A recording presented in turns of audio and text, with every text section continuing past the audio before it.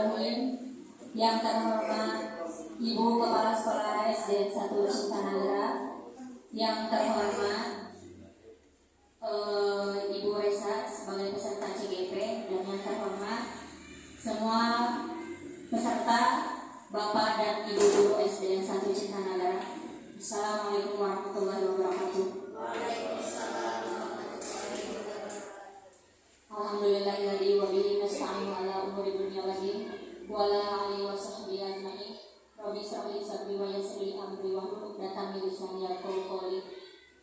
Pertama, marilah kita panjatkan puji dan syukur kehadirat Ilahi Rabbi, karena atas berkat dan izinnya kita semua dapat berkumpul di acara hari ini, yaitu acara diseminasi budaya positif peserta CGP Angkatan 9. Adapun susunan acara yang akan dibawakan hari ini, yaitu yang pertama pembukaan yang disampaikan oleh saya sendiri, yang kedua menyanyikan lagu Indonesia Raya, yang ketiga sambutan kepala sekolah, dan yang keempat pemaparan materi inti. Pembukaan sudah saya sampaikan. Untuk itu kita akan melanjutkan acara yang kedua, yaitu menyanyikan lagu Indonesia Raya yang akan dipimpin oleh Bu Nur Asia.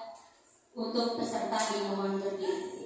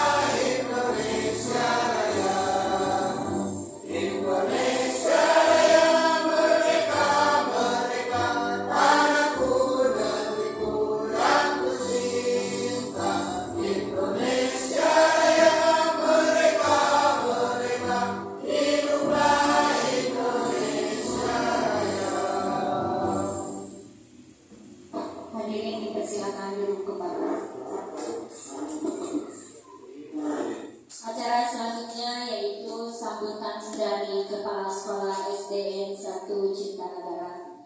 Untuk Ibu Kepala Sekolah dipersilakan.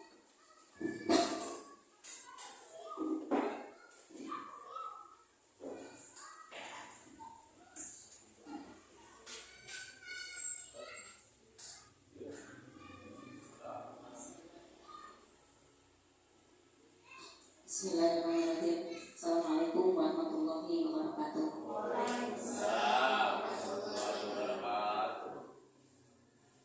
Ibu dan Bapak Guru semuanya, alhamdulillah pada kesempatan ini bisa mengikuti acara diseminasi budaya positif peserta CGP. Alhamdulillah pada kesempatan ini saya memperkenalkan diri. Nama saya Mariani, Kepala SDN 1 Cintanagara. Alhamdulillah dengan adanya calon guru penggerak, saya merasa bahagia untuk ke depan calon guru penggerak ini akan membawa anak didik kita agar disiplin lebih ditingkatkan dengan ada calon guru penggerak ini. Saya pernah mendengar calon guru penggerak ini waktu dulu, kalau tidak salah dibatasi usianya. Kalau yang sudah 50 tahun tidak bisa. Kalau semua rekan saya ikut di dalam pendaftaran CPG dulu, CPP. Tapi setelah disaring atau dilihat usianya sudah pada tua. Tapi sekarang alhamdulillah di SD kami guru-gurunya masih muda. Jadi alhamdulillah SDN 1 Citanagara ini ada 2 calon guru penggerak. Mudah-mudahan dengan adanya calon guru penggerak ini memperbaiki masa-masa dulu belajarnya, bukan tidak baik tapi baik. Tapi kalau ada, alhamdulillah nanti kalau ada guru penggerak bisa ditingkatkan lagi cara belajarnya, cara mengajarnya, cara apapun juga, alhamdulillah. Jadi kami sebagai kepala sekolah alhamdulillah ada 2 calon guru penggerak. Mudah-mudahan yang 2 ini mendapat nilai yang baik. Kemudian setelah nanti lolos calon jadi guru penggerak, mudah-mudahan guru yang lain bisa mengikuti karena masih muda-muda. Terus selanjutnya guru penggerak ini adalah contoh yang baik karena masa depan atau tahun-tahun yang akan datang kurikulumnya akan berganti. Yang dulu KTSP, kemudian ganti lagi Kurtilas. Nanti setelah tahun 2004 ke depan, insya Allah semuanya akan diganti dengan kurikulum merdeka. Jadi saya harap guru-guru yang di sini bisa datang menjadi calon guru penggerak. Itu aja yang saya bisa sampaikan. Wassalamualaikum warahmatullahi wabarakatuh. Terima kasih untuk Ibu Kepala Sekolah yang telah memberikan sambutannya.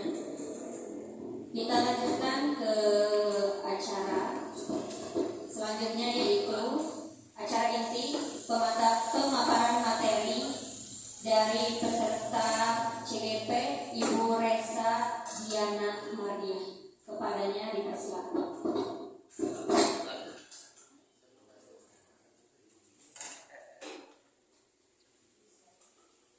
Baik, terima kasih kepada Ibu Moderator yang telah memberikan waktu kepada saya untuk menyampaikan diseminasi budaya positif, yaitu di sekolah kita SDN 1 Citanagara. Assalamualaikum warahmatullahi wabarakatuh. Selamat siang Ibu Bapak. Masih semangat? Walaupun sudah siang, tapi harus tetap semangat ya Ibu Bapak untuk mengikuti diseminasi budaya positif yang insya Allah mudah-mudahan budaya positif ini bisa kita terapkan khususnya di sekolah kita ya. Pertama, perkenalkan, di sini ada Ibu fasilitator yang membimbing saya pada saat pelaksanaan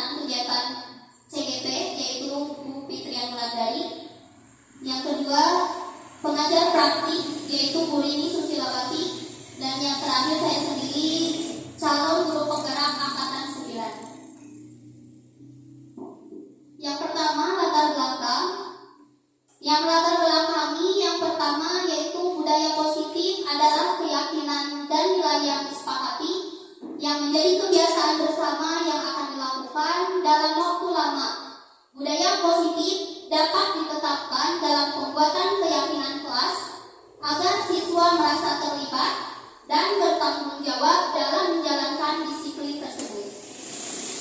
Yang kedua, guru belum menerapkan penyelesaian masalah menggunakan segitiga restitusi. Dan yang ketiga, guru masih seringkali menggunakan posisi kontrol sebagai penghukum, membuat rasa bersalah, dan teman. Agar terjadi perubahan positif, maka perlu adanya kolaborasi antar semua warga sekolah. Selanjutnya yaitu tujuan aksi nyata. Adapun tujuannya yang pertama, murid merasa terlibat dan bertanggung jawab dalam menjalankan disiplin. Yang kedua, murid merasakan proses menciptakan kondisi untuk memperbaiki kesalahannya sehingga karakter mereka lebih kuat ketika kembali pada kelompoknya. Selanjutnya, konsep inti budaya positif. Ada beberapa konsep tentang budaya positif. Yang pertama, disiplin positif dan nilai-nilai kebijakan universal. Yang kedua, teori motivasi, hukuman dan penghargaan. Yang ketiga, keyakinan kelas. Keempat, kebutuhan dasar manusia. Kelima, posisi kontrol guru. Dan yang keenam, segitiga restitusi. Sebentar. Nah, dari beberapa konsep budaya positif, coba saya mau bertanya kepada ibu bapak, dari konsep inti budaya positif, manakah yang paling menarik atau yang langkahnya jarang menurut bapak ibu? Itu yang mana? Dari beberapa konsep inti budaya positif, mana? Iya. Yang terakhir berarti ya, segitiga restitusi. Ini jarang kita bukan temui ya. Tetapi mungkin kita belum tahu bagaimana itu segitiga restitusi dan bagaimana cara kita menerapkannya. Padahal kemungkinan kita juga, Bapak Ibu juga pernah melaksanakannya, tetapi belum tahu apa itu ya, belum tahu namanya, istilahnya. Ya, selanjutnya Bu, untuk materi 1. Coba Ibu Bapak perhatikan. Ada gambar apa itu di layar? Gambar apa? Ada sebuah gambar tangan yang dikepalkan ya. Nah, coba ada A dan B. Misalkan A itu diri Bapak Ibu sendiri dan B itu misalkan teman Bapak Ibu. Nah, tugas A, sobeklah secari kertas kecil, tuliskan benda atau sesuatu yang sangat berharga untuk Anda.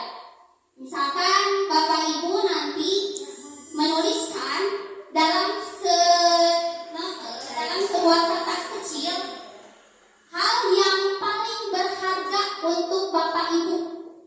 Nanti kertas tersebut dikepal di tangan Ibu, kemudian nanti Bapak dan Ibu dengan temannya, bisa teman sebelahnya, nanti mempraktekkan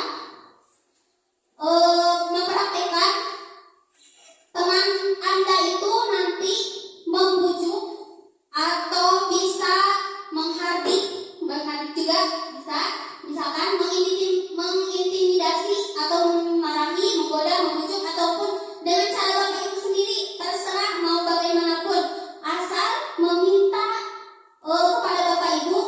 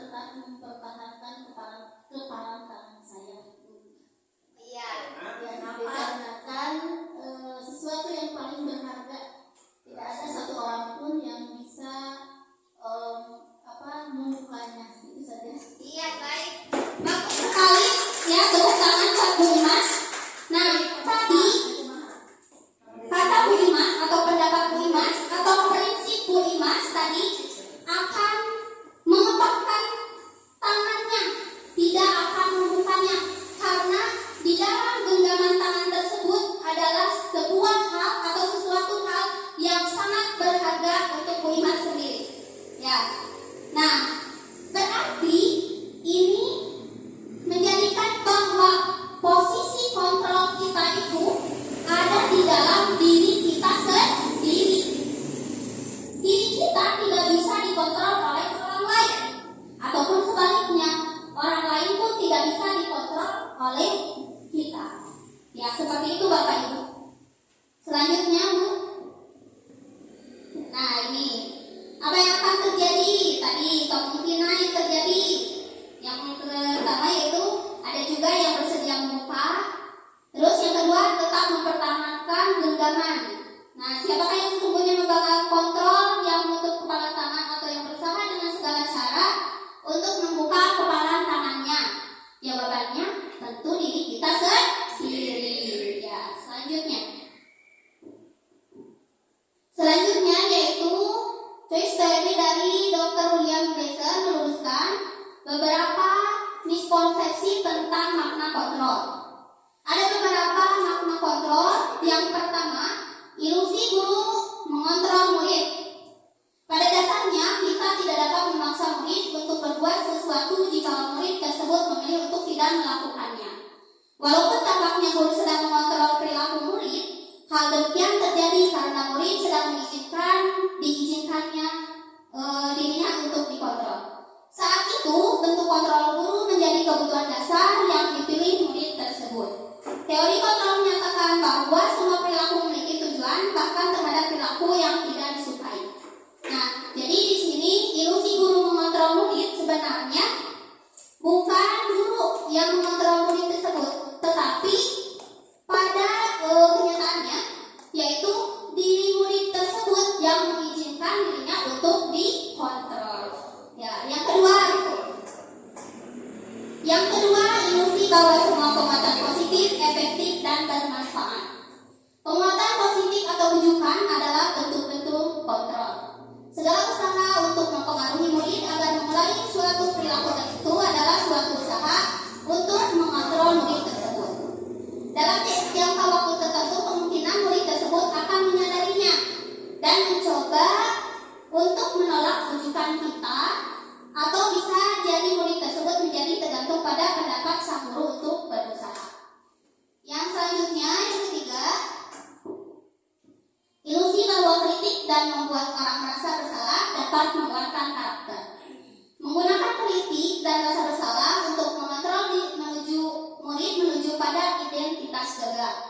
Mereka belajar untuk merasa buruk tentang diri mereka. Mereka mengembangkan dialog diri yang negatif. Kadang-kala sulit bagi guru untuk mengidentifikasi bahwa mereka sedang melakukan perilaku ini, karena seringkali guru cukup menggunakan suara halus untuk menyampaikan pesan negatif. Mungkin ini juga pernah kita lakukan ya. Saya sendiri juga pernah melakukan kritik dan membuat orang merasa bersalah yang dapat menguatkan karakter yang ditujukan kepada siswa kita ya. Nah, selanjutnya yang keempat, ilusi bahwa orang dewasa memiliki hak untuk memaksa. Banyak orang dewasa yang percaya bahwa mereka memiliki tanggung jawab untuk membuat murid-murid berbuat hal-hal tertentu. Adapun yang dilakukan dapat diterima selama ada sebuah kemajuan berdasarkan sebuah pengukuran kinerja.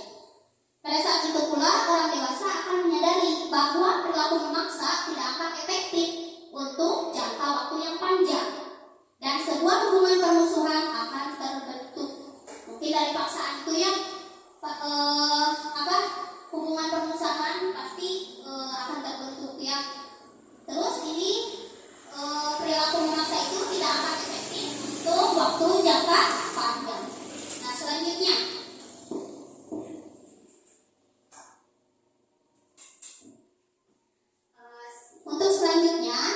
yaitu perubahan paradigma. Nah, bagaimana seseorang bisa berubah dari paradigma stimulus respon kepada pendekatan teori kontrol? Stephen R. Covey, Principle Centered Leadership tahun 1991 mengatakan bahwa bila kita ingin membuat kemajuan perlahan, sedikit-sedikit ubahlah sikap atau perilaku kita. Namun, bila kita ingin memperbaiki cara-cara utama kita, maka kita perlu mengubah kerangka acuan kita. Ubahlah bagaimana Anda melihat dunia, bagaimana Anda berpikir tentang manusia, ubahlah paradigma Anda. Skema pemahaman dan penjelasan aspek-aspek tertentu tentang realitas.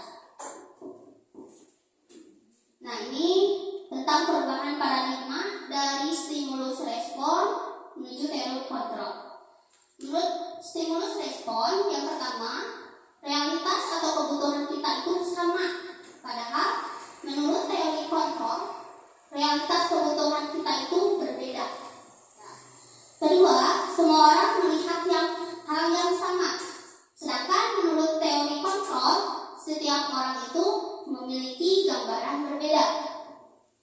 Selanjutnya, menurut stimulus respon, kita mencoba mengubah orang agar berpandangan sama dengan kita. Sedangkan menurut teori kontrol, kita berusaha memahami pandangan orang lain tentang dunia. Selanjutnya, perilaku buruk dilihat sebagai satu kesalahan. Menurut teori kontrol, semua perilaku memiliki tujuan.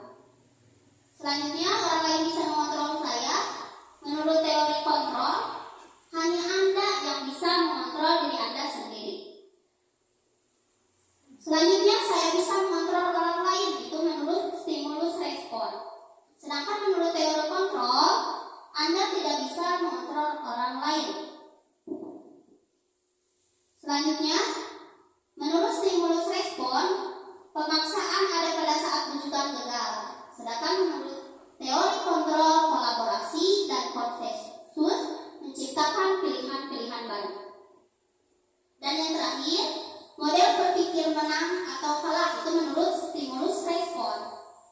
Sedangkan menurut teori kontrol, model berpikir menang-menang. Untuk selanjutnya yaitu disiplin positif. Disiplin positif merupakan pendekatan mendidik anak untuk melakukan kontrol diri, menguasai diri, dan pembentukan kepercayaan diri.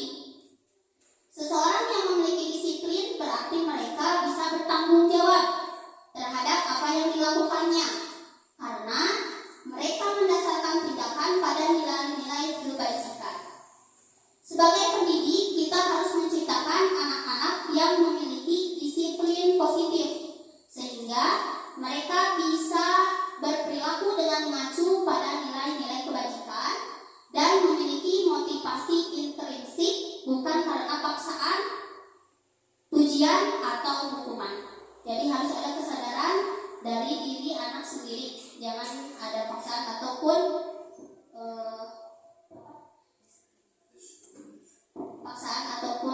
penghargaannya.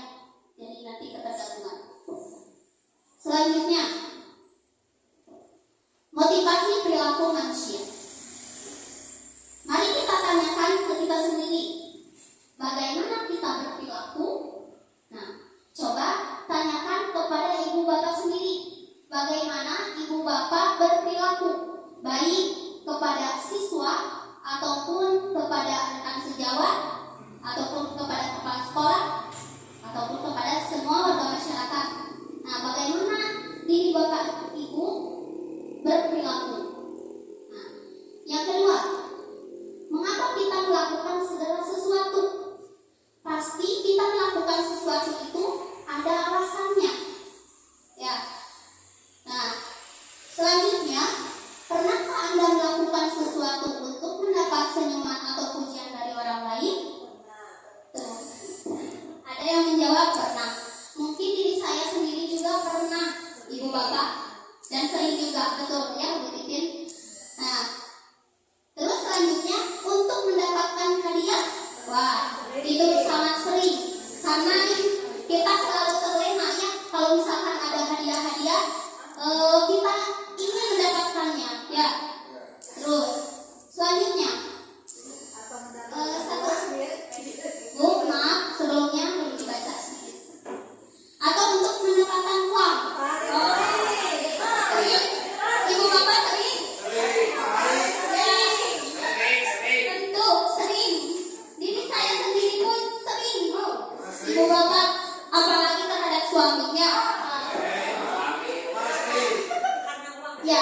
selanjutnya. Bagian dari motivasi. Ya, motivasi perilaku manusia. Ya, masih tentang motivasi perilaku manusia. Yani Gosen dalam bukunya Back to Study School Discipline mengatakan ada 3 motivasi perilaku manusia. Yang pertama, untuk menghindari ketidaknyamanan atau hukuman. Ini adalah tingkat terendah dari motivasi perilaku manusia. Biasanya orang yang memotivasi perilakunya untuk menghindari hukuman atau ketidaknyamanan akan bertanya, apa yang akan terjadi apabila saya tidak melakukannya? Sebenarnya, mereka sedang menghindari permasalahan yang mungkin muncul dan berpengaruh pada mereka secara fisik, psikologis maupun tidak terpenuhinya kebutuhan mereka bila mereka tidak melakukan tindakan tersebut. Motivasi ini bersifat eksternal. Nah, motivasi yang pertama ini jadi sifatnya dari luar, ya, dari eksternal. Terus yang kedua, untuk mendapatkan imbalan atau penghargaan dari orang lain. Satu tingkat di atas motivasi yang pertama, di sini orang berperilaku untuk mendapatkan imbalan atau penghargaan dari orang lain. Orang dengan motivasi ini akan bertanya, apa yang akan saya dapatkan apabila saya melakukannya? Mereka melakukan sebuah tindakan untuk mendapatkan pujian dari orang lain yang menurut mereka penting dan mereka letakkan dalam dunia berkualitas mereka. Mereka juga melakukan sesuatu untuk mendapatkan hadiah, pengakuan, atau imbalan. Motivasi ini juga sama dengan yang tadi, bersifat eksternal, yaitu dari luar, ya. Selanjutnya yang ketiga, motivasi yang terakhir, untuk menjadi orang yang mereka inginkan dan menghargai diri sendiri dengan nilai-nilai yang mereka percaya. Nah, di sini ada nilai-nilai yang mereka percaya. Apakah di sini ibu bapak bisa menyebutkan salah satu nilai-nilai yang bisa diyakini oleh kita? Contohnya seperti apa? Nilai-nilainya seperti apa? Misalkan, Bu Titin, ya. Salah satunya dengan mengikuti kegiatan ini, kita meyakini bahwa kita tidak hanya ingin. Kalau misalkan tadi kan motivasi itu ada yang eksternal dan ada yang internal. Kalau yang eksternal, salah satunya tadi kita hanya ingin mengikuti saja. Sedangkan kalau dari internal, kita percaya bahwa dengan mengikuti desiminasi ini kita akan mengambil pelajaran dan nilai-nilai yang mungkin nanti akan diterapkan di kelas kita masing-masing. Iya, tepuk tangan Pak Titin. Ya, bagus sekali, ya. Tadi berpendapat Bu Titin untuk motivasi yang ketiga ini, mereka menginginkan dan menghargai diri sendiri. Contohnya tadi mengikuti kegiatan desiminasi ini dari kesadaran dan untuk mendapatkan sebuah pelajaran dari kegiatan ini. Dan mungkin nilai-nilai yang dapat kita yakini atau kita percayai, contohnya misalkan ada tanggung jawab, misalkan bisa, ya, ataupun bisa nilai-nilai yang lain, disiplin, terus ya seperti jujur. Nah, itu contoh-contoh nilai-nilai yang kita yakini, ya. Nah, orang dengan motivasi ini akan bertanya, akan menjadi orang yang seperti apa apabila saya melakukannya. Mereka melakukan sesuatu karena nilai-nilai yang mereka yakini dan hargai, dan mereka melakukannya karena mereka ingin menjadi orang yang melakukan nilai-nilai yang mereka yakini tersebut. Ini adalah motivasi yang akan membuat seseorang memiliki disiplin positif karena motivasi berperilakunya bersifat internal atau dari dalam diri kita, ya. Selanjutnya yaitu hukuman dan penghargaan. Poin yang pertama, dalam menjalankan peraturan ataupun keyakinan kelas atau sekolah, bila mana ada suatu pelanggaran, tentunya sesuatu harus terjadi. Yang kedua, tindakan terhadap suatu pelanggaran berbentuk hukuman atau konsekuensi. Dalam modul ini akan diperkenalkan program disiplin positif yang dinamakan restitusi.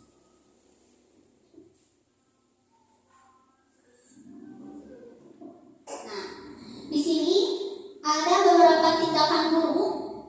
Menurut Bapak Ibu, yang pertama itu pilih salah satu ya.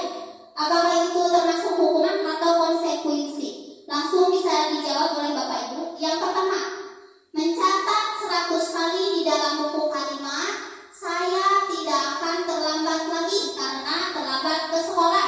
Termasuk hukuman atau konsekuensi? Iya. Coba hukuman ya Bapak Ibu. Yang kedua, lari mengelilingi lapangan basket 2 kali karena terlambat lari ke sekolah. Konsekuensi atau hukuman? Ya. Ya. Yang pertama tadi apa? Yang kedua? Ya, baik. Catat ya Bapak Ibu. Nanti disamakan. Yang ketiga, membersihkan coretan yang dibuatnya di meja tulis. Nah, Bapak Ibu ini orang-orang hebat dan pintar-pintar. Ya. Terus selanjutnya, murid diminta untuk push up 15 kali karena tidak menggunakan masker di sekolah. Ya, hukuman. Selanjutnya, menggantikan kertas tugas teman yang telah dicoret-coret. Bagus sekali Ibu Bapak guru, hebat ya semuanya. Terus selanjutnya, berjemur di lapangan basket pukul 12 siang karena mengobrol dengan teman. Iya. Terakhir, murid diminta bertelanjang kaki, bukan bertelanjang. Nah, sepanjang hari karena tidak menggunakan sepatu warna hitam sesuai peraturan. Ya, selanjutnya kita buktikan. Tadi yang pertama betul hukuman? Betul ya. Yang kedua hukuman juga, betul ya. Yang ketiga betul konsekuensi. Yang keempat hukuman, betul. Yang kelima menggantikan kertas tugas, konsekuensi, betul juga. Yang kelima hukuman dan yang keenam hukuman juga. Berarti jawaban Ibu Bapak semuanya benar. Tepuk tangan. Tadi ada yang mau bertanya? Selanjutnya? Ya, selanjutnya nanti ya ada sesi tanya jawab insyaallah. Untuk selanjutnya, ciri-ciri dari hukuman dan konsekuensi. Adapun ciri-ciri hukuman, yang pertama tidak terencana. Jadi secara tiba-tiba langsung terjadi tanpa direncanakan terlebih dahulu. Itu hukuman ya. Yang kedua, murid tidak tahu apa yang akan terjadi karena tidak direncanakan. Nah, murid juga tidak tahu apa yang akan terjadi. Terus yang ketiga, murid tidak dilibatkan. Itu berarti guru ya yang terlibat. Yang keempat, bersifat satu arah. Jadi dari guru langsung ya, bersifat satu arah. Yang terakhir, berupa fisik maupun psikis. Disakiti dengan perbuatan atau kata-kata. Jadi hukuman itu bisa berbentuk kata-kata ataupun bisa dengan fisik. Ya, itu hukuman. Untuk ciri-ciri konsekuensi, yang pertama, terencana dan sudah disepakati. Nah, beda dengan hukuman ya. Tadi hukuman secara tiba-tiba tanpa direncanakan. Tetapi konsekuensi itu direncanakan terlebih dahulu dan disepakati. Yang kedua, dibuat oleh guru dan murid, sudah tahu sebelumnya dan konsekuensinya. Yang ketiga, diberikan berdasarkan data yang diukur. Yang keempat, guru selalu memonitor murid. Dan yang terakhir, murid tidak dibuat nyaman. Untuk selanjutnya, dihukum oleh penghargaan. Nah, ada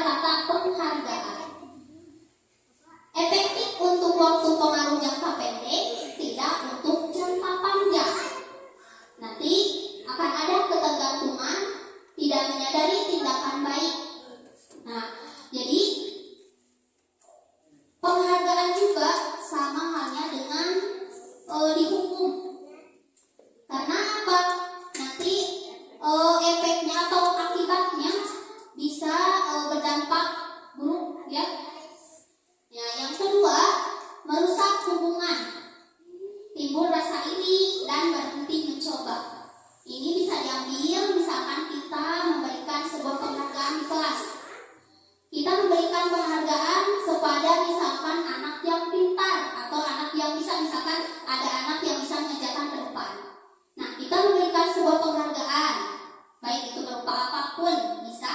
Nah, ini bisa menimbulkan rasa iri bagi teman-temannya yang lain. Ya. Dan anak-anak yang lain pun berhenti untuk mencoba. Pikirnya seperti ini misalkan, si dia yang selalu ke depan, si dia yang selalu mendapatkan penghargaan, sudah duduk aja. Nah, pemikirnya bisa seperti itu. Ya. Terus selanjutnya mengurangi ketepatan atau lebih banyak membuat kesalahan. Yang selanjutnya menurunkan kualitas atau berhenti berkembang. Yang tadi yang siswa tidak ingin mencoba lagi, ya.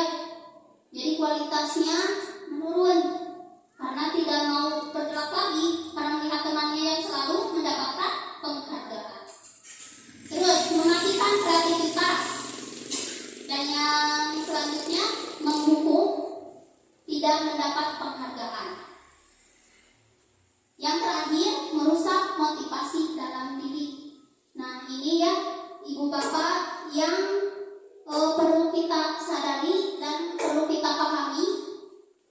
Untuk penghargaan, kita tidak tahu bahwa penghargaan itu bisa menurunkan kreativitas anak, membuat anak iri, tetapi kita kan suka melakukannya. Ya, nah itu harus kita pahami atau kita bisa diminimalisir ya. Boleh sih boleh, tapi itu dalam jangka pendek. Ya, tidak harus terus menerus secara berkelanjutan terus nah, tidak boleh seperti itu ya. Nah, terus selanjutnya baik penghargaan maupun hukuman adalah cara-cara mengontrol perilaku seseorang yang menghancurkan potensi untuk menghancurkan pembelajaran yang sesungguhnya. Selanjutnya, tindakan memberikan penghargaan nilainya sama dengan menghukum seseorang. Akibatnya sangat miris sekali ya Bapak Ibu. Nah, terus selanjutnya restitusi menjadi sebuah pendekatan untuk menciptakan disiplin positif. Selanjutnya Bu, restitusi. Apa itu restitusi? Restitusi adalah proses menciptakan kondisi bagi murid untuk memperbaiki kesalahan mereka sehingga mereka bisa kembali pada kelompok mereka dengan karakter yang lebih kuat. Ini pendapat dosen tahun 2004. Restitusi juga adalah proses kolaboratif yang mengajarkan murid untuk mencari solusi untuk masalah dan membantu murid berpikir tentang orang seperti apa yang mereka inginkan dan bagaimana mereka harus memperlakukan orang lain. Nah, ini menurut Selson Bosen tahun 1996. Baik Bu, selanjutnya. Nah, selanjutnya yaitu ciri-ciri restitusi. Di bawah ini adalah ciri-ciri restitusi yang membedakannya dengan program disiplin lainnya. Pertama, bukan untuk menebus kesalahan, namun untuk belajar dari kesalahan. Ya. Yang kedua, memperbaiki hubungan dengan melakukan atau melaksanakan kegiatan restitusi bisa memperbaiki hubungan. Selanjutnya, restitusi adalah tawaran, bukan paksaan. Terus, menuntun untuk melihat ke dalam diri, mencari kebutuhan dasar yang mendasari tindakan. Restitusi diri adalah cara yang paling baik. Fokus pada karakter, bukan tindakan. Menguatkan, fokus pada solusi, mengembalikan murid yang berbuat salah pada kelompoknya. Itu adalah ciri-ciri restitusi. Ya, selanjutnya yaitu keyakinan kelas. Keyakinan yaitu nilai-nilai kebajikan universal yang disepakati secara tersirat dan tersurat, lepas dari latar belakang suku, negara, bahasa, maupun agama. Guru berperan dalam mewujudkan terbentuknya keyakinan kelas atau sekolah dengan cara membuat kesepakatan antara guru dan murid. Pembentukan keyakinan sekolah atau kelas yang pertama bersifat lebih abstrak daripada peraturan yang lebih rinci dan konkret. Jadi keyakinan kelas ini bersifat lebih abstrak ya dibandingkan dengan peraturan-peraturan. Yang kedua berupa pernyataan-pernyataan universal. Yang ketiga, pernyataan keyakinan kelas senantiasa dibuat dalam bentuk positif. Bagaimana ini bentuk positif ini? Misalkan pada peraturan kita misalkan mencontoh jangan terlambat datang ke sekolah. Misalkan itu biasanya ada di dalam peraturan atau dalam tata tertib sekolah. Nah, kalau mau dijadikan keyakinan kelas atau keyakinan sekolah, itu harus dirubah pernyataannya atau kalimat-kalimatnya harus dirubah ke dalam kalimat positif. Misalkan tadi, jangan terlambat datang ke sekolah. Kita rubah ke dalam kalimat positif. Misalkan menjadi datang tepat waktu. Nah, seperti itu. Itu contoh kalimat keyakinan kelas. Kita ambil contoh lagi misalkan jangan berkelahi di dalam kelas. Misalkan jangan berkelahi atau misalkan jangan berkelahi dengan teman. Misalkan ya, kan ada kata jangan. Nah, di dalam keyakinan kelas itu jangan ada kata jangan ya. Misalkan atau dilarang. Nah, itu tidak boleh. Atau ada kata tidak. Ya, tidak boleh misalkan. Nah, tidak boleh ya, tidak boleh ada kata tidak boleh, dilarang atau jangan. Nah, itu harus diubah ke dalam kalimat positif ya. Karena keyakinan kelas ini dibuat oleh murid dan guru dan nanti keyakinan kelas ini diyakini dan dilakukan oleh murid-murid di kelas ataupun oleh guru juga sama ya, disepakati dan dilakukan ya, seperti itu. Terus selanjutnya hendaknya tidak terlalu banyak sehingga mudah diingat dan dipahami oleh semua warga kelas. Nah, kalimatnya diusahakan jangan yang panjang-panjang atau yang banyak-banyak ya. Karena apa? Kan anak-anak tidak semuanya bisa mengingat ya ataupun bisa memahami kalimat keyakinan kelas tersebut. Selanjutnya, sebaiknya sesuatu yang dapat diterapkan di lingkungan tersebut. Nah, harus sesuatu yang bisa dilakukan atau dilaksanakan di lingkungan kelas ataupun di lingkungan sekolah. Selanjutnya, semua warga kelas hendaknya ikut berkontribusi dalam pembuatan keyakinan kelas lewat kegiatan curah pendapat. Nah, ini cara membuat keyakinan kelas itu bisa dengan misalkan curah pendapat, bisa membagikan kertas kecil ya, kertas warna kecil kepada anak-anak dan mereka bisa menuliskannya atau mencurahkan pendapat mereka apa yang akan dijadikan keyakinan kelas itu ya. Setelah itu nanti bisa ditempel.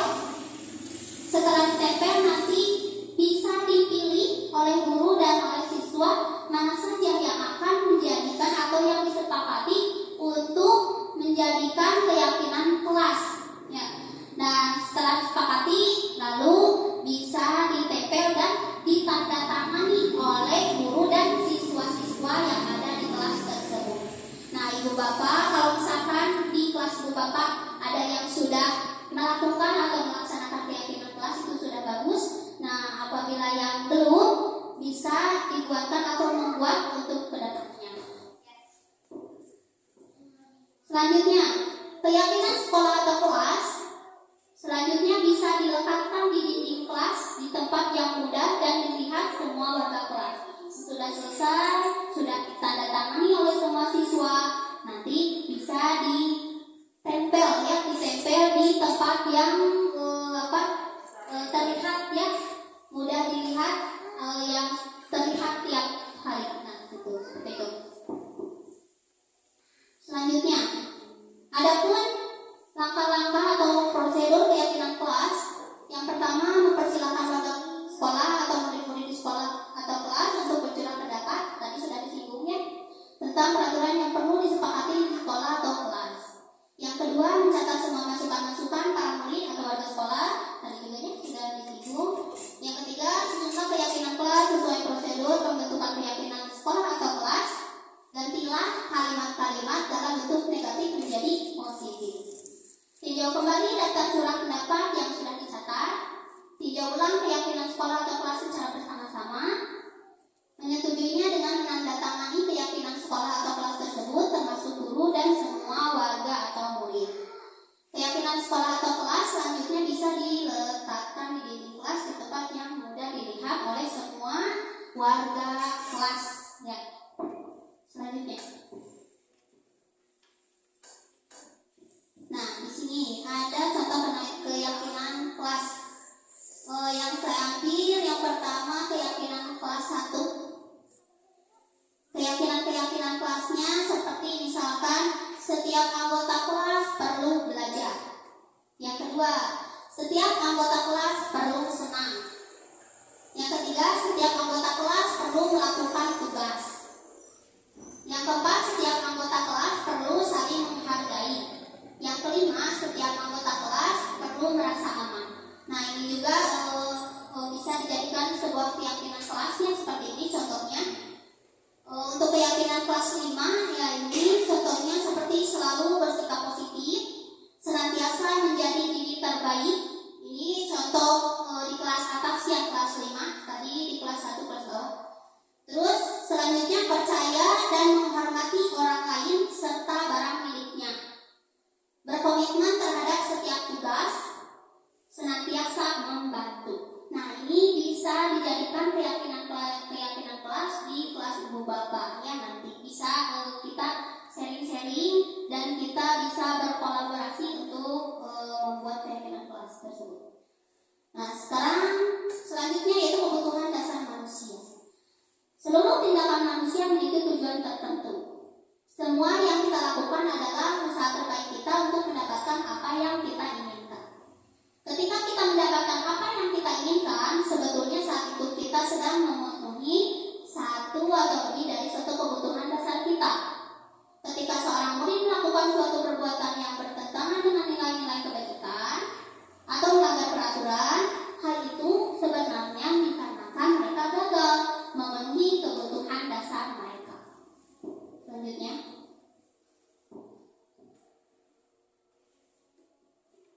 silakan Pak.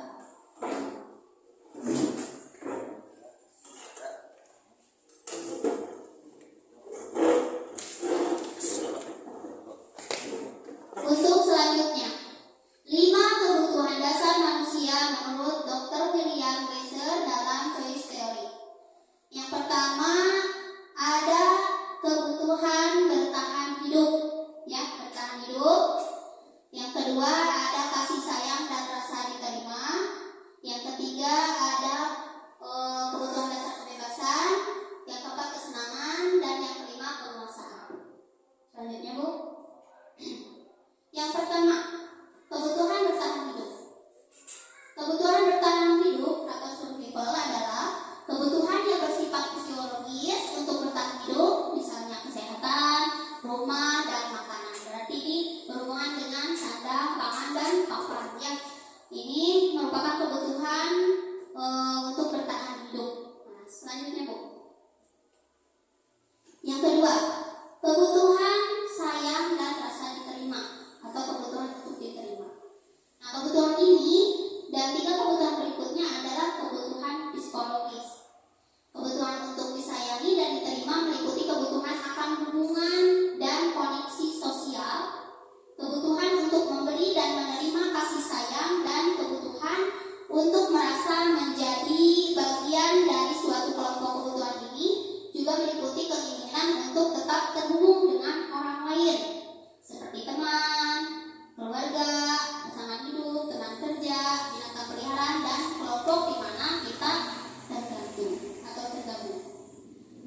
Selanjutnya, yang ketiga kebutuhan dasar penguasaan, yaitu kebutuhan pengakuan atas kemampuan. Kebutuhan ini berhubungan dengan kekuatan untuk mencapai sesuatu, menjadi kompeten, menjadi terampil, diakui atas prestasi dan keterampilan kita, didengarkan dan memiliki rasa harga diri. Kebutuhan ini meliputi keinginan untuk dianggap berharga, bisa membuat perbedaan, bisa membuat pencapaian, kompeten, diakui dan dihormati. Selanjutnya, kebutuhan dasar kebebasan atau kebutuhan akan pilihan. Kebutuhan untuk bebas adalah kebutuhan akan kemandirian, otonomi, memiliki pilihan dan mampu mengendalikan arah hidup seseorang. Anak-anak dengan kebutuhan kebebasan yang tinggi menginginkan pilihan, mereka perlu banyak bergerak, suka mencoba-coba, tidak terlalu terpengaruh orang lain dan senang mencoba hal baru dan menarik. Selanjutnya, ini mungkin kebutuhan dasar yang terakhir, yaitu kebutuhan akan kesenangan, yaitu kebutuhan untuk mencari kesenangan, bermain dan tertawa. Bayangkan hidup tanpa kenikmatan apapun, betapa menyedihkan ya Bapak Ibu kalau kita misalkan hidupnya tidak ada kesenangan sedikit pun. Bagaimana? Apa yang akan kita rasakan dan apa yang akan terjadi? Ya, kita bisa membayangkannya. Selanjutnya, posisi kontrol guru. Posisi kontrol guru itu ada 5 macam, ya. Yang pertama yaitu sebagai penghukum. Seorang penghukum bisa menggunakan hukuman fisik ataupun fisik maupun verbal. Contohnya, patuhi aturan saya, atau awas, kamu selalu saja salah, selalu pasti dan selalu terakhir selesai. Nah, itu contoh kalimat yang diutarakan oleh guru yang berperan atau posisi kontrolnya sebagai penghukum. Yang kedua, pembuat merasa bersalah. Pembuat rasa bersalah akan menggunakan keheningan yang membuat orang lain merasa tidak nyaman, bersalah, atau rendah diri. Kata-kata yang keluar dengan lembut akan misalkan seperti ini. Ibu sangat kecewa sekali dengan kamu. Berapa kali Bapak harus memberitahu kamu ya? Nah, itu pembuat merasa bersalah. Yang ketiga yaitu posisi kontrol sebagai teman. Guru pada posisi ini tidak akan menyakiti murid, namun akan tetap berupaya mengontrol murid melalui persuasi. Ya, ajakan contohnya, ayo bantulah demi Bapak ya. Ayo ingat tidak bantuan Bapak selama ini. Nah, itu posisi sebagai teman. Selanjutnya yaitu pemantau. Memantau berarti mengawasi. Posisi pemantau berdasarkan pada peraturan-peraturan dan konsekuensi. Contoh kalimat-kalimatnya, peraturannya apa? Apa yang telah kamu lakukan? Sanksi atau konsekuensinya apa? Nah, itu sebagai pemantau. Dan yang terakhir yaitu posisi kontrol manajer. Posisi terakhir manajer adalah posisi di mana guru berbuat sesuatu bersama dengan murid, mempersilahkan murid mempertanggungjawabkan perilakunya, mendukung murid agar dapat menemukan solusi atas permasalahannya sendiri. Nah, contoh kalimat-kalimatnya, apa yang kita yakini? Apakah kamu meyakininya? Jika kamu meyakininya, apakah kamu bersedia memperbaikinya? Jika kamu memperbaiki ini, hal ini menunjukkan apa tentang dirimu? Apa rencana kamu untuk memperbaiki hal ini? Nah, ini kalimat-kalimat yang diutarakan oleh guru yang posisi kontrolnya sebagai manajer. Nah, coba perhatikan Ibu Bapak. Bapak Ibu hebat, silakan. Tidak usah ditulisnya. Silakan posisi kontrol apa yang selama ini Bapak Ibu laksanakan di kelas Bapak Ibu. Di sini coba dari ibu-ibu yang ada di ruangan ini, ada yang mau berpendapat atau mengutarakan posisi kontrol apa yang pernah dilakukan oleh Bapak Ibu, baik itu di kelas ataupun di sekolah. Siapa yang mau berpendapat atau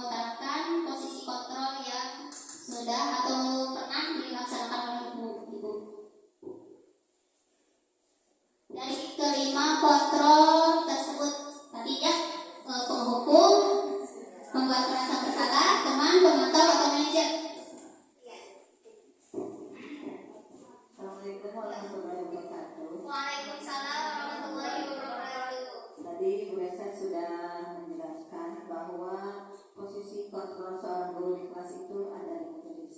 Ada yang sebagai penghukum, sebagai pembuat merasa bersalah, teman, pemantau, dan manajer. Mungkin yang saya alami selama saya mengajar, saya lebih sering menjadi seorang penghukum dan pembuat merasa bersalah. Nah, salah satu contohnya mungkin kemarin saya sudah mengutarakan, ketika ada anak yang sedang proses pembelajaran, misal, Bu, pulang, Bu, jam berapa pulang? Nah, saya langsung kata, oh mau pulang, silakan sekarang saja pulang. Nah, mungkin itu termasuk ke pembuat merasa bersalah. Nah, kemudian sebagai penghukum, misalkan tadi kalau misalkan tidak mengerjakan soal berarti pulangnya paling terakhir, mungkin seperti itu. Nah, sekarang mungkin saya ingin meminta saran. Kalau misalkan kita sebagai guru harus sebagai manajer, ya, apa yang harus dilakukan seorang guru supaya menjadi manajer di dalam sebuah kelas? Mungkin itu pendapat dari saya dan mohon jawaban dari pertanyaan saya. Assalamualaikum warahmatullahi wabarakatuh. Waalaikumsalam. Untuk pertanyaannya mungkin ditampung di sesi pertanyaan. Ibu bisa melanjutkan materi selanjutnya. Ya, siap. Terima kasih kepada Bu Titin yang sudah berpendapat, terus sudah sharing kegiatan atau posisi kontrol mana yang sudah dilaksanakan atau pernah dilakukan di kelas Ibu sendiri ya. Untuk pertanyaannya insya Allah nanti di akhir acara ya insya Allah. Nah, untuk selanjutnya nah ini posisi ideal seorang guru, posisi di mana guru berbuat sesuatu bersama dengan murid, mempersilahkan murid mempertanggungjawabkan perilakunya, mendukung murid agar dapat menemukan solusi atas permasalahannya sendiri. Posisi manajer mengacu pada restitusi yang dapat menjadikan murid sebagai manajer bagi dirinya sendiri sehingga tercipta identitas positif atau berhasil pada diri murid. Nah, itu jadi memang susah ya ibu-ibu untuk melaksanakan atau melakukan posisi kontrol kita itu sebagai manajer. Tetapi walaupun sulit, kita harus mencoba dan kita harus bisa menerapkannya terhadap khususnya terhadap murid-murid kita atau siswa kita ya. Nah, selanjutnya yaitu segitiga restitusi. Adapun langkah-langkahnya untuk kegiatan segitiga restitusi itu ada 3 langkah. Yang pertama yaitu menstabilkan identitas. Teori kontrolnya kita semua akan melakukan hal terbaik yang bisa kita lakukan. Langkah yang kedua, validasi tindakan yang salah. Insya Allah nanti ya setelah ini saya akan memperlihatkan kepada ibu bapak contoh dari kegiatan segitiga restitusi berbentuk video ya nanti insya Allah. Yang kedua, validasi tindakan yang salah. Teori kontrolnya semua perilaku memiliki alasan. Dan yang ketiga, menanyakan keyakinan. Teori kontrolnya kita semua memiliki motivasi internal. Selanjutnya Bu. Nah, di sini ada piramida segitiga restitusi. Tadi sudah disinggung. Dari segitiga restitusi itu ada 3 langkah. Yang pertama tadi menanyakan keyakinan, yaitu keyakinan kelas apa yang pertama menstabilkan identitas. Setiap orang pasti pernah melakukan kesalahan, misalkan pernyataannya seperti itu. Terus kamu bukan satu-satunya yang pernah melakukan ini. Atau misalkan kita bisa juga semua manusia pasti pernah melakukan kesalahan. Nah itu seperti itu ya, menstabilkan identitas. Jadi si anak itu tidak merasa takut, tetapi dia tenang ya dengan perlakuan kita. Terus yang kedua yaitu validasi tindakan yang salah. Nah misalkan pernyataannya, kamu tentunya punya alasan mengapa kamu melakukan seperti itu. Atau adakah cara yang lebih efektif untuk mendapatkan apa dilakukan oleh guru pada saat memvalidasi tindakan yang salah. Dan yang selanjutnya yaitu menanyakan keyakinan. Itu langkah yang terakhir. Contohnya bisa dengan pernyataan keyakinan kelas apa yang telah kamu langgar, atau misalkan kamu ingin menjadi orang seperti apa. Nah, itu pernyataan-pernyataan yang bisa kita tanyakan kepada si anak dalam tahap menanyakan keyakinan. Selanjutnya, Bu. Nah, ini tadi menstabilkan identitas sudah disinggung ya. Bagian dasar dari segitiga bekerja untuk mengubah identitas anak dari orang yang gagal karena melakukan kesalahan menjadi orang yang sukses. Yang kedua, berbuat salah itu tidak apa-apa. Bukannya membiarkan atau membolehkan si anak itu berbuat salah, tetapi kita hanya menenangkan, meluruskan saja ya. Terus yang ketiga, tidak ada manusia yang sempurna. Selanjutnya, saya juga pernah melakukan kesalahan seperti itu. Itu dalam stabilkan identitas. Selanjutnya, validasi tindakan yang salah. Tadi ya sudah disinggung juga, setiap tindakan kita dilakukan dengan suatu tujuan, yaitu memenuhi kebutuhan dasar. Padahal kamu bisa melakukan yang lebih buruk dari ini ya. Kamu pasti punya alasan mengapa melakukan hal itu. Nah, itu validasi tindakan yang salah. Terakhir, langkah terakhir, menanyakan keyakinan. Menanyakan keyakinan, teori kontrol menyatakan bahwa kita pada dasarnya termotivasi secara internal. Ketika identitas sukses telah tercapai, langkah 1, dan tingkah laku yang salah telah divalidasi, langkah 2, maka anak akan siap untuk dihubungkan dengan nilai-nilai yang dia percaya dan berpindah menjadi orang yang dia inginkan. Terus, apa yang kita percayai sebagai kelas atau keluarga? Nah, restitusi ini juga tidak hanya di kelas ataupun di sekolah, tetapi bisa juga kita terapkan di rumah. Bisa, ya. Nah, terus apa nilai-nilai umum yang kita telah sepakati? Apa bayangan kita tentang kelas yang ideal? Kamu mau jadi orang yang seperti apa? Ini ada sebuah analisis kasus di mana di sini ada 2 orang anak, yaitu Anto dan Dino, sedang bermain bersama di lapangan basket dan tiba-tiba terlibat dalam sebuah pertengkaran adu mulut. Dino pun menjadi emosi dan mengadakan kontak fisik, menarik kemeja Anto dengan kasar sampai 3 kancingnya terlepas.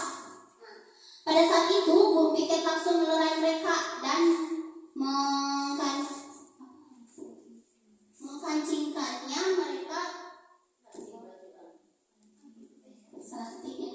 mereka dan membawa mereka ke ruang kepala sekolah.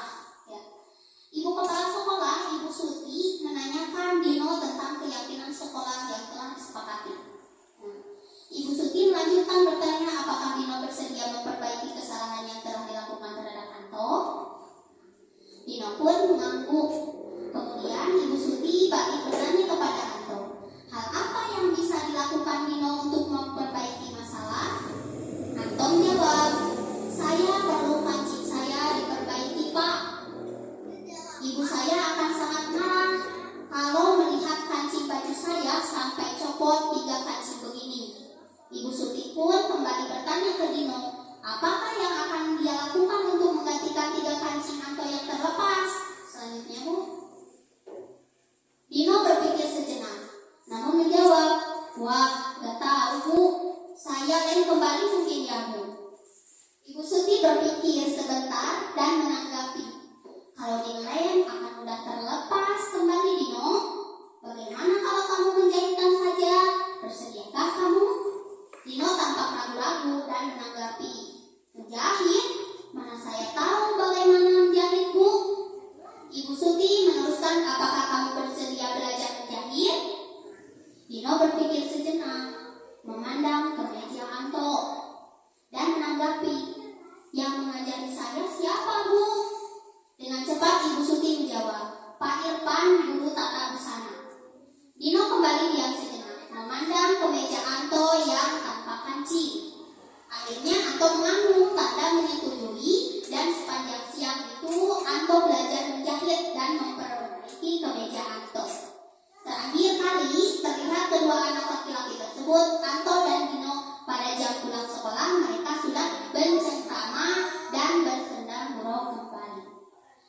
kasus tersebut berarti Ibu Suti itu sudah melaksanakan atau menerapkan apa? Apa? Restitusi. Nah, ini ada pertanyaannya. Yang pertama, posisi kontrol apa yang telah dipraktikkan oleh Kepala Sekolah Ibu Suti? Hal-hal apa saja yang dilakukan sehingga Anda berkesimpulan demikian? Tadi yang dilakukan oleh Ibu Suti itu posisi kontrolnya sebagai apa? Ya, sebagai manajer. Nah, hal apa saja yang dilakukannya sehingga Anda berkesimpulan demikian? Apa yang bisa kita simpulkan? Kenapa ibu-ibu semua menjawab posisi manajer yang dilakukan Ibu Suti? Tadi kasusnya Bu, bisa di-replay kembali. Nah, coba bisa dilihat atau diamati, dianalisis. Ada yang bisa berpendapat? Bu Ayu, Bu Nur, atau siapa saja, Bu Tita? Hal apa saja yang dilakukan Ibu Suti kepada kepada siapa tadi? Dino ya. Tadi bertanya kepada Dino apa yang sudah disepakati, kemudian Ya. kepada Dino. Tanya Bu Titin lagi, siap Bu Titin ya? Menjawab. Dari analisis kasus pasca. Tadi mungkin dari analisis kasusnya yang pertama dilakukan oleh Bu Suti menanyakan Dino tentang keyakinan sekolah yang telah disepakati. Kemudian Bu Suti melanjutkan bertanya apakah Dino bersedia memperbaiki kesalahan yang telah dilakukan terhadap Anto. Kemudian Bu Suti memberikan pertanyaan lagi dengan mengajak Dino untuk belajar menjahit. Nah, itu Ya, bisa mungkin. disimpulkan mungkin pertanyaan-pertanyaan itu menjadi yang mana? Ke langkah pertama, kedua, ketiga. Yang pertama misalkan ke tadi pertanyaan yang pertama apa Bu Titin? Yang pertama itu tentang keyakinan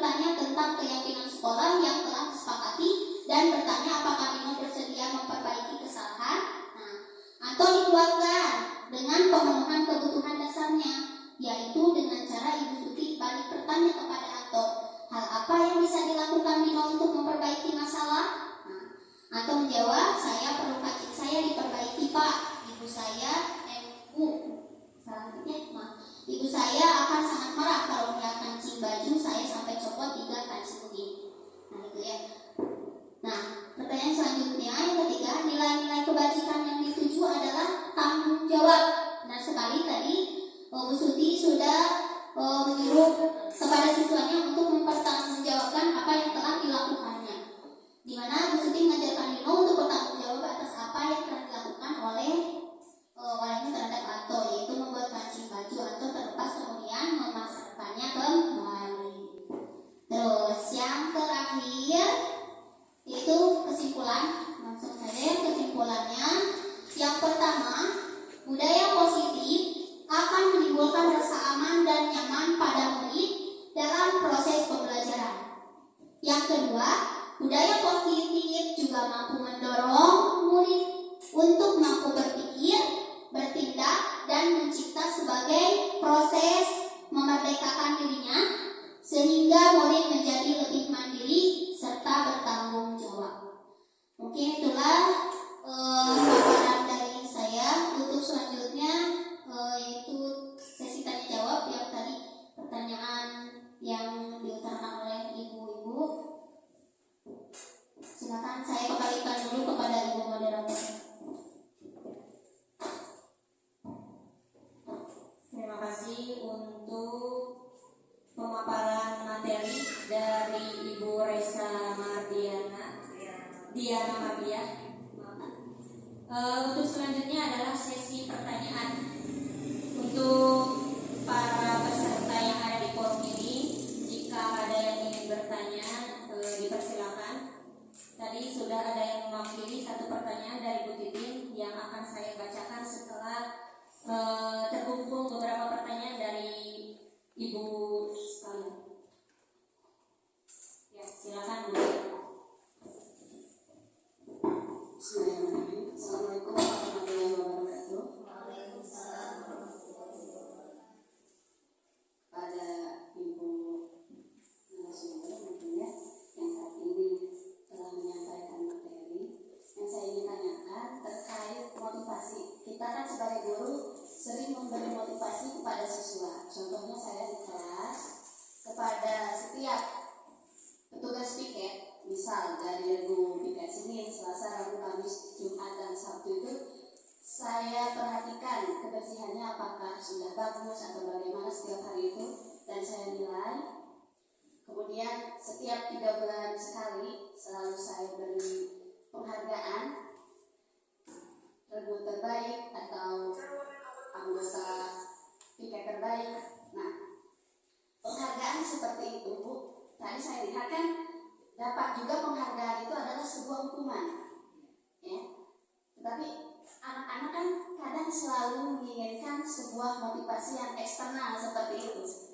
Jadi apakah itu sebaiknya dilakukan atau berdasarkan adanya penghargaan adalah sebuah hukuman, sebaiknya apa yang kita lakukan sebagai guru seperti itu. Terima kasih. Wassalamualaikum warahmatullahi wabarakatuh. Waalaikumsalam warahmatullahi wabarakatuh. Pertanyaannya ditampung dulu. Pertanyaan dari Bu Ayu sama persis seperti yang akan saya tanyakan. Sudah jelas seperti ini terwakili.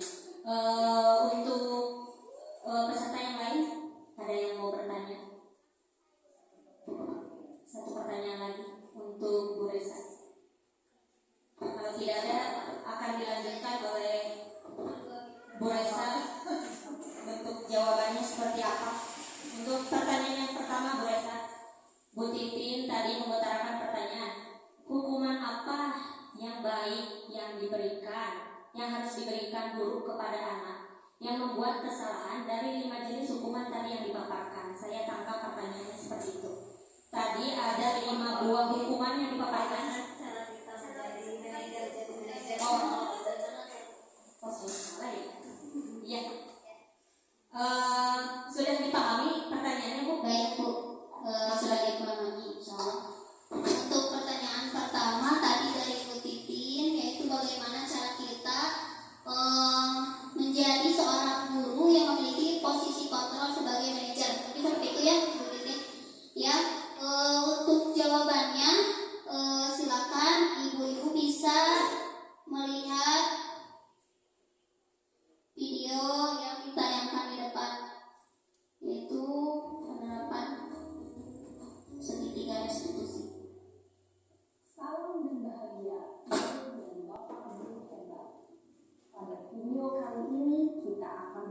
membahas tentang salah satu program disiplin positif yang diterapkan di lingkungan sekolah yang dikenal dengan nama restitusi.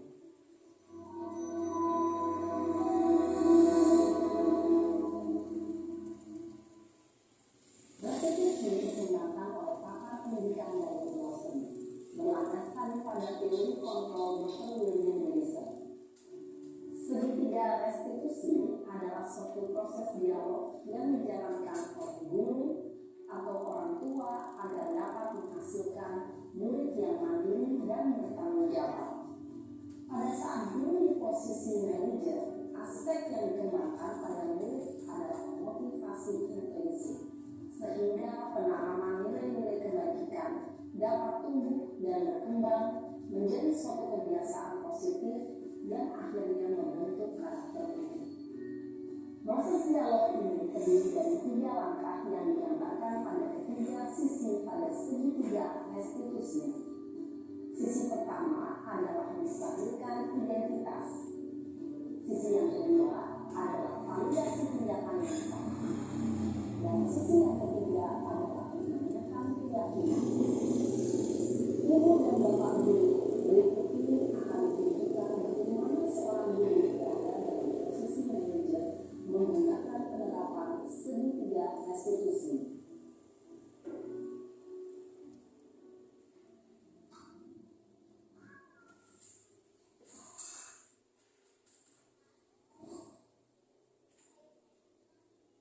Siang Sarah. Siang Pak. Sudah lama nggak ketemu Sarah? Kenapa hari ini ada di sini? Kesel Pak, kesel banget. Masa aku dikatain tukang fitnah Pak? Ya aku marah lah. Aku balik katain Eka di depan kelas. Kesel banget. Oh begitu. Ya pasti kamu marah dan kesal. Bapak juga akan marah apabila ada yang menuduh Bapak seperti itu.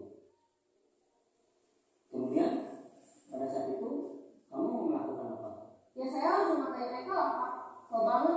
Saya bentak-bentak dia di depan teman-teman lain. Oh begitu. Pasti kamu melakukan seperti itu karena suatu alasan tertentu kan? Iyalah, masa saya diam saja Pak. Ya saya bela diri lah. Masa saya dituduh tukang fitnah? Ya wajar lah. Mempertahankan harga diri itu sesuatu yang penting buat kamu. Untung kamu tidak berpikir gagal lagi. Hanya membentak-bentak. Iya Pak. Untung saya masih bersabar dan hanya meminta saja. Sudah gemes padahal, saya pasti bela diri lah. Ya pasti ya. Tapi kamu memilih untuk tetap bertahan dan bersabar. Kamu memilih untuk tidak berbuat lebih parah lagi kan? Iya. Nah, sekarang coba kita lihat lagi tindakan kamu yang bentak-bentak kita di kelas. Tindakan kamu itu kira-kira sesuai dengan keyakinan kelas atau mungkin kamu tidak? Enggak lah Pak. Capek Pak di rumah. Jadi keyakinan atau prinsip mana yang perlu sesuai dengan keinginan kamu? Ya, saya sebenarnya sangat menghargai orang lain.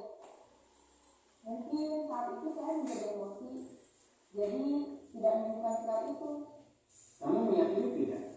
Menghargai orang lain itu penting buat kamu. Yakin lah Pak. Iya, setuju. Kita harus saling menghargai. Namun ada juga keyakinan yang kita sepakati yang perlu kita jalankan apabila kita sedang marah kan? Ya, saya bisa lebih proaktif, mulai dengan diri sendiri. Saya bisa jadi lebih sabar, mengambil kebijakan untuk berpikir mau apa selanjutnya. Kira-kira kamu bersedia memperbaiki masalah ini tidak? Bersedia Pak. Kalau kamu memperbaiki masalah ini, kamu akan menjadi orang seperti apa? Saya akan menjadi orang yang bertanggung jawab kan ya Pak. Dan senantiasa proaktif. Iya, menurut kamu bagaimana rasanya menjadi orang seperti itu? Ya nyaman lah, bangga bisa bersahabat dengan mandiri. Baiklah kalau begitu. Yuk kita pikirkan bagaimana memperbaiki masalah ini.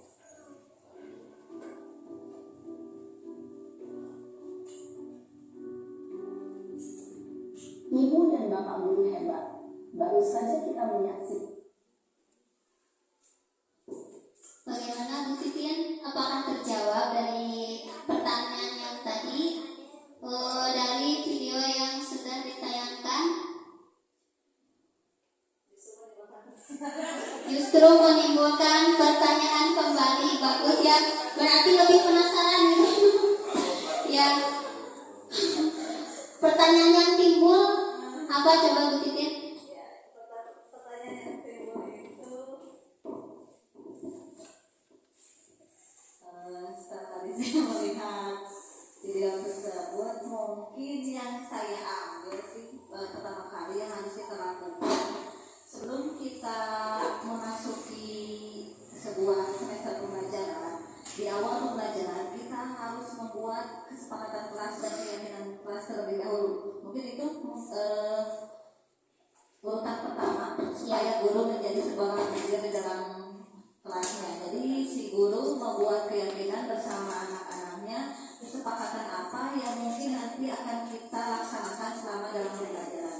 Apabila misalkan berhubungan dengan hukuman atau konsekuensi yang akan kita ambil, berarti itu sudah dihubungkan ke kesepakatan awal yang sudah kita laksanakan. Mungkin seperti itu. Nah, pertanyaan saya selanjutnya jadi panjang ya, Pak.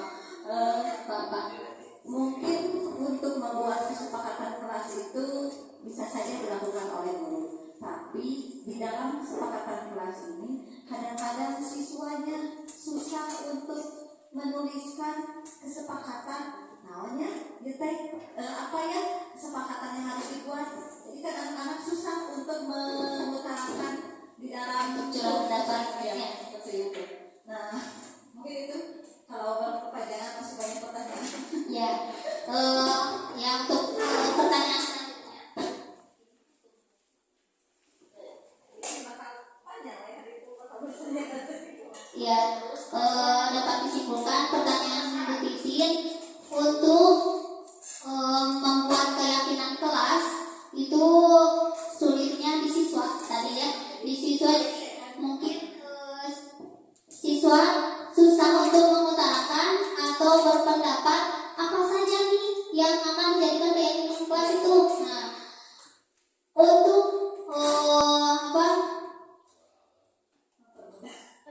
untuk mempermudah siswa, pertama-tama kan tadi di dalam keyakinan kelas ada prosedur-prosedur yang harus kita laksanakan sebagai guru.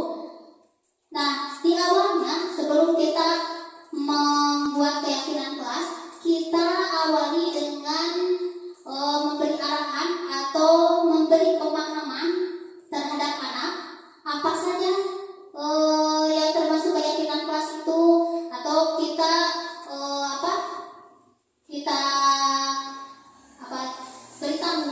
beritahu kepada siswa bagaimana contoh kalimat atau pernyataan yang ada atau yang termasuk ke dalam keyakinan kelas tersebut. Jadi si anak diberi dulu pemahaman. Ya, mungkin seperti itu. Insya Allah kalau misalkan kita berulang-ulang memberi pemahaman kepada anak, insya Allah anak juga bisa mengutarakan atau curah pendapat tentang keyakinan kelas tersebut. Jadi seperti itu ya Bu Titin. Bagaimana Bu Titin? Ada yang mau menambahkan dari Ibu Mas?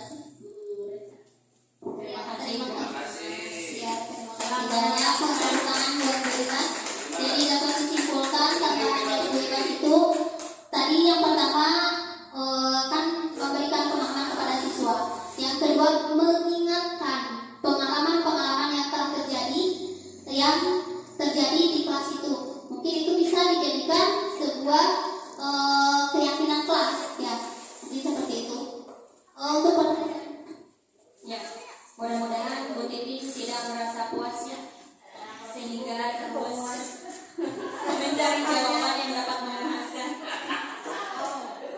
Ya, selanjutnya pertanyaan dari Bu Ayu. Pertanyaannya hampir sama dengan yang akan saya tanyakan. Penghargaan tadi merupakan bagian dari hukuman.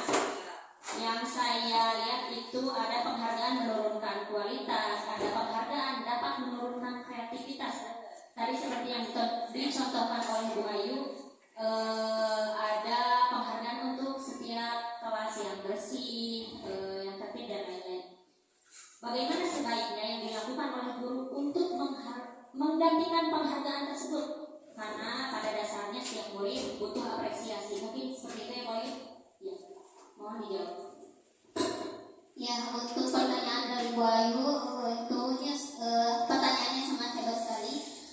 Mungkin sebelum saya mengikuti kegiatan CGP ini, saya juga belum tahu atau tidak tahu bagaimana itu penghargaan itu bisa menurunkan kreativitas anak, bisa membuat anak itu tersakiti. Nah, saya juga belum tahu, tapi setelah saya mempelajari khususnya budaya positif ini, khususnya tadi penghargaan itu bisa menghukum anak, menurut pendapat saya, alangkah lebih baiknya untuk kedepannya penghargaan tersebut bukan tidak boleh ya, tapi diminimalisir mungkin ya, diminimalisir supaya anak tersebut tidak tergantung atau tidak jadi bagaimana ya pemikirannya, anak itu melakukan hal tersebut itu karena ada hal yang dia inginkan, mungkin seperti itu pendapat saya. Tapi kalaupun misalkan ada dari bapak atau ibu guru yang hebat ini ingin memberikan pendapatnya, bagaimana ya silakan. Terus sebenarnya untuk pertanyaan tadi disinggung bagaimana cara memotivasi siswa ya tadi iya masih berhubungan dengan itu ya, silakan mungkin dari bapak ibu yang ingin mencurahkan atau berpendapat dari pertanyaan dari ibu, silakan. Bagaimana Ibu Bapak? Apakah menimbulkan pertanyaan baru? Banyak? Kalau saya pribadi sih banyak. Mungkin banyak. Ya pastinya banyak sekali pertanyaan-pertanyaan yang ibu bapak pikirkan. Namun dengan waktu yang terbatas, ya insya Allah mungkin di belakang layar kita bisa sharing, bisa berkolaborasi tentang khususnya tentang materi budaya positif. Karena budaya positif ini menurut saya sangat penting dan harus wajib dilaksanakan di sekolah kita. Siap Ibu Bapak? Iya. Siap semuanya? Iya. Ya, siap tidak siap harus siap karena kita itu sebagai penuntun pengarah terhadap siswa-siswa kita. Siswa mau menjadi apa itu tergantung kita sebagai gurunya. Mungkin itu ya Ibu Bapak.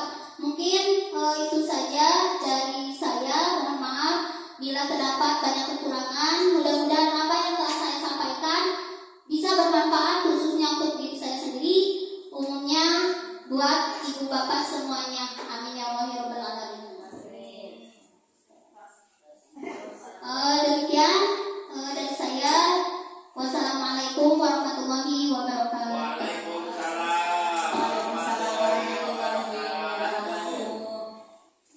Sudah dengan Bapak Ibu?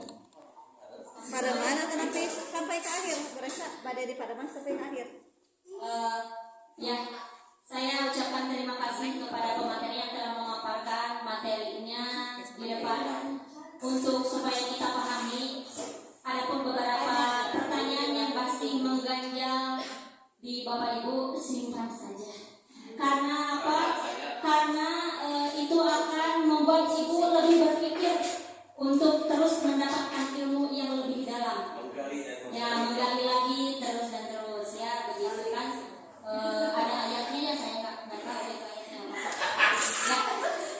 lama-lama lebih dikit. Ya, terima kasih untuk acara hari ini dicukupkan sekian. Marilah kita mengucapkan hamdalah bersama-sama.